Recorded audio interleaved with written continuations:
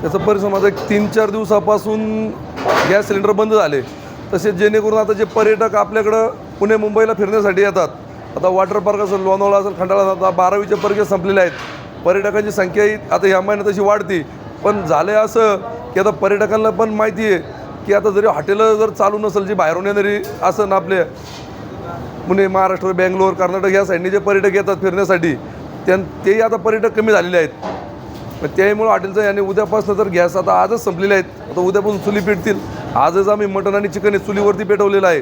आता काय गॅसच्या टाक्या अर्ध्या राहिल्यात, त्याच्यावरती आजचा दिवस चालेल. पण उद्यापासून फक्त मटण भाकरी, जे पहिले आपले चूल आणि मटण भाकरी तेच दिवस परत येणार आहेत.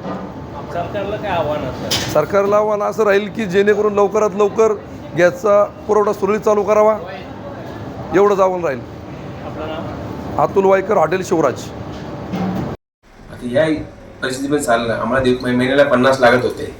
आता दिवसाला एक पण भेटत नाही. आजपर्यंत भेटते, उद्याचं काही गॅरंटी नाही भेटणार का नाही म्हणून. आम्ही लोकांनी आजपासून काही मेनू फिक्स केलं खरं. म्हणजे आमच्याकडे जे 100 आयटम होते, आजपासून आम्ही 10 आयटम विकतोय. चाय कॉफी बंदच केली आम्ही लोकांनी. आता पुढे काय अशीच परिस्थिती चालू लागली तर पुढे आम्हाला बंद करावं लागेल. 1-2 दिवस चालू राहील, जास्त आठवडे चालू राहील. पर्याय काय आता सर्वांना जे शोधतो इकडून भेटतच नाही आम्हाला सिलेंडर. तर बाकी काय एसोसिएशन बघेल त्याचं पुढचं काय पर्याय त्यांचं. आता त्याची लपती ऑर्डर दिली, आता उद्यापासून ते पण किती करणार त्याच्यामध्ये, जागा पण लागते ना आम्हाला. कारण डील कुठे एवढं सेफ नाही ना हो. मग ते लोक बोलतात की डीजे बड्डे झालं तर ते डीलचा वास मारतो म्हणजे जेवणामध्ये. त्याला काय सोल्युशन आहे? नाही करू शकत ना. आणि एकदमच आम्ही सेटअप कुठे बदली करणार आता? ऑलरेडी सेटअप आहे गॅस पाईपलाईनचा, नवीन पाईपलाईन कुठून टाकणार ते? आणि आम्हाला काही भरोसा पण नाही ना कधी पण होईल. उद्या भेटते मला तर बोलतात की उद्या चालू होईल किंवा 2 महिने पण नाही होणार. काय भरोसा यायचा आता? कसं करायचं पुढे आता? आमचा काही प्रॉब्लेम सॉल्व्ह करून द्या सिलेंडरचा. कारण याच्यावरती आमची 100 स्टाफ आहे, त्यांची फॅमिली डिपेंड आहे.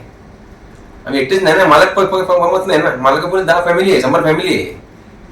असं आहे, नाजूक आहे.